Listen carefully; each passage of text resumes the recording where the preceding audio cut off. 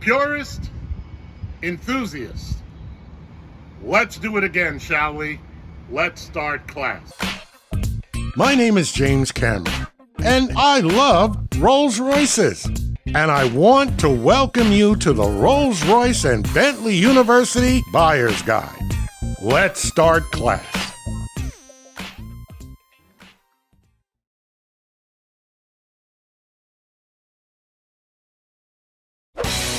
Hi, I'm Jeff Kaplan, owner of Odometer Gears, and we're sponsoring this video.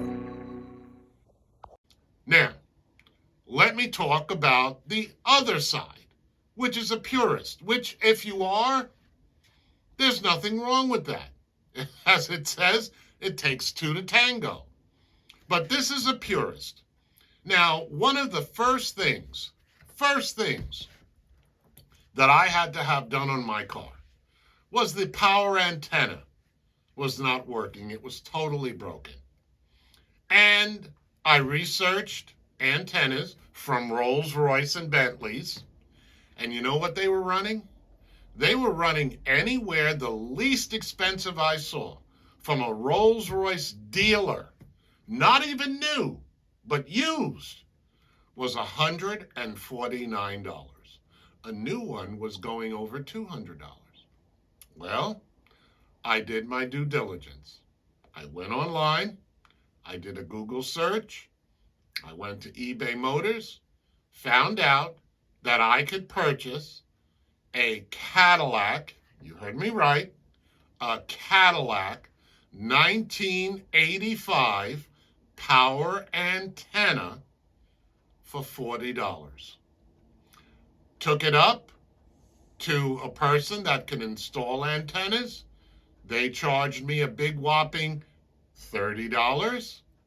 So $40 for the part, $30 for the install, $70. I have now a power antenna which has lasted, by the way, now going on 5 years. Now this is the question. Can you tell just by looking at the antenna that it is not from Rolls-Royce? I would challenge you to say yes. But the situation is, if you are a purist, then you are going to say, well, I'm going to get the antenna from Rolls-Royce because that would be the way it should be. So that person is going to spend $149 to $200 plus on that particular part. Now, I am not saying, and I want to make it clear, I do not want my comments to blow up, that I'm not saying that that is not correct, that you should not do that. I'm not saying that.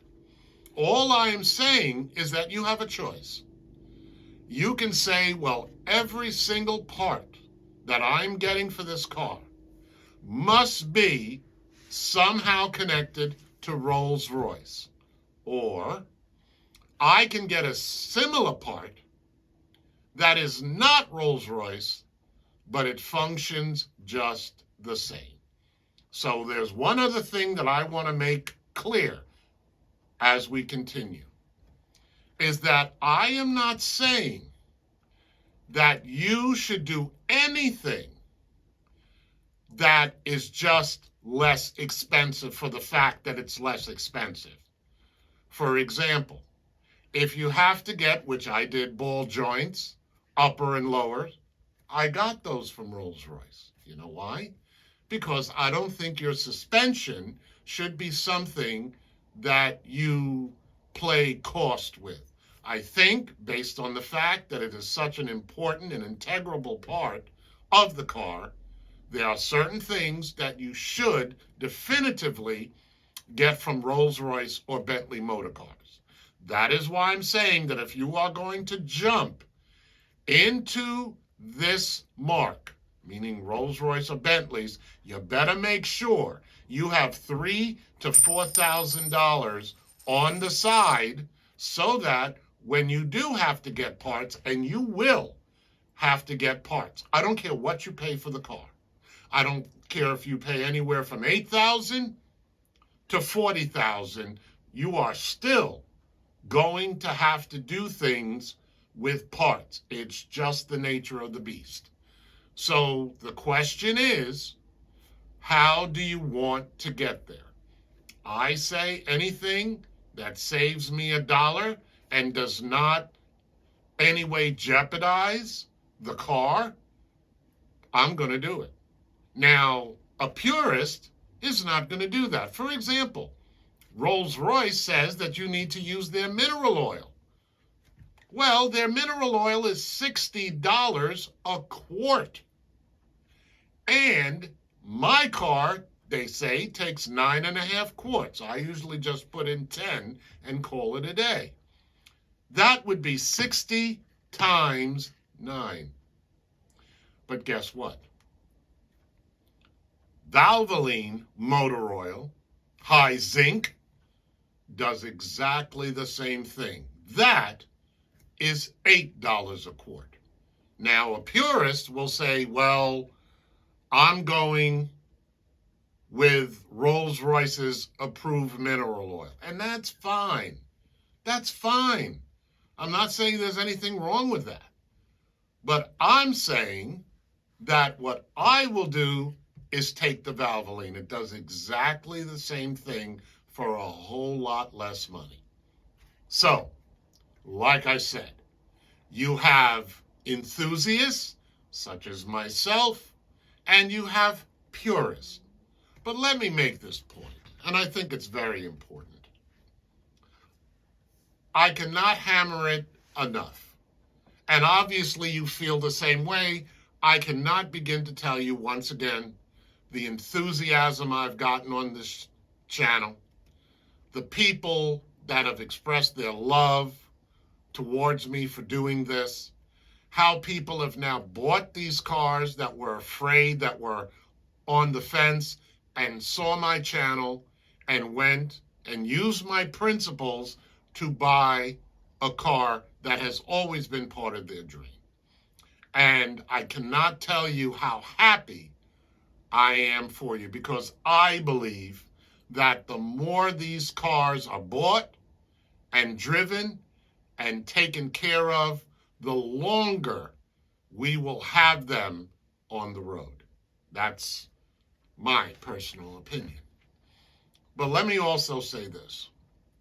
Do not, and I want to emphasize this, and this is coming from your professor, do not allow someone to tell you you are not worthy of owning one of these cars because you do not have $3,000 to $5,000 to put in the restoring of wood.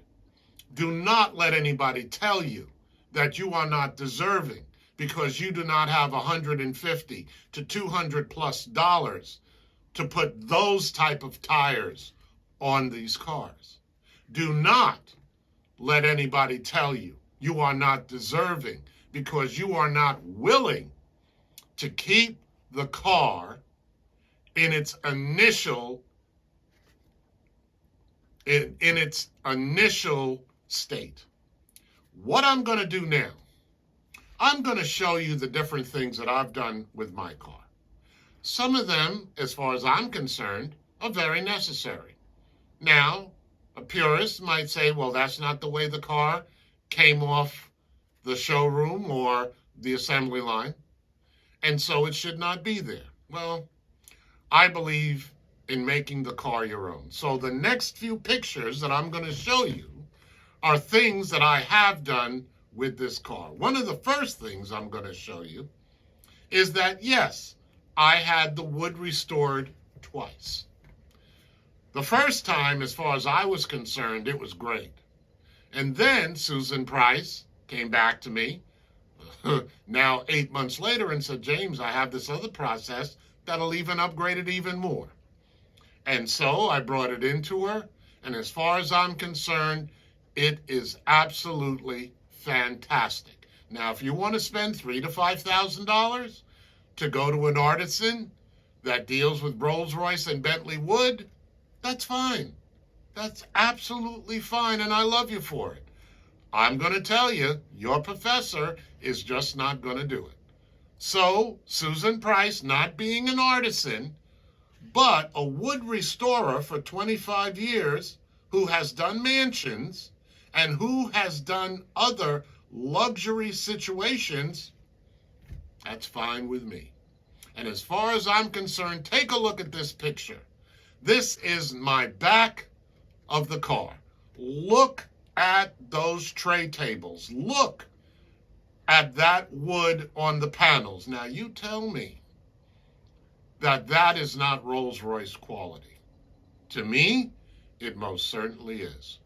Now, let's look at lighting, because initially, when you open up your Rolls-Royce Spirit or Spur, the lights come on, and then just like every other car, the lights go out. And there's no other interior lights. So what I did, I went online and I got some interior lights, which, by the way, I can change them to my liking.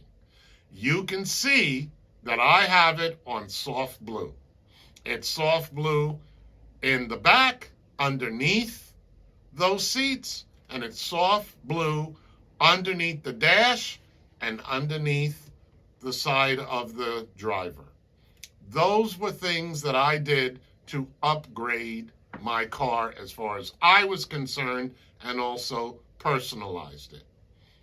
You can also see that I changed out the Bakelite steering wheel to a Nardi steering wheel, which is the wood steering wheel. I believe it enhances the car, it matches the wood all around, and I just think makes it pop.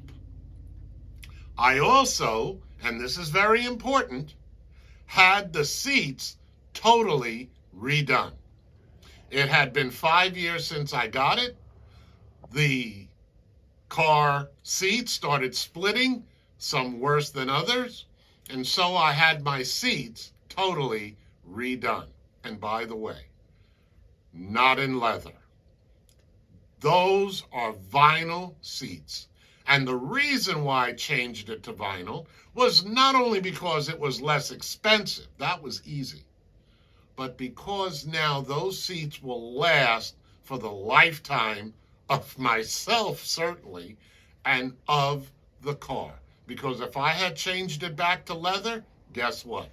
Within 5 to 7 years, I'd be right back to where I am now. And guess what? The leather would also cost more, and the preparation would cost more. But now that I've made them non-leather seats, and tell me that you notice the difference between the front and the back, which are leather, I don't think so. And yet, I will have those seats now forever. So these are the things that are different between an enthusiast like myself, and I believe most of the people that are watching this channel, and purist, most of the people that are not watching this channel. Because a purist is going to spend $4,000 on getting the leather redone on the seats and maybe also the side panels. And they're going to spend $3,000 or more on the wood. Total, anywhere between $6,000 and $7,000. Well, I'm just not going to do that, because I just don't believe that that is truly necessary. But that's why, as my father used to say, everybody has one. You know what that is? It's called an opinion. Thanks, class, for attending. I've got to get back to be on the air. Hope to see you next time. Drive safe.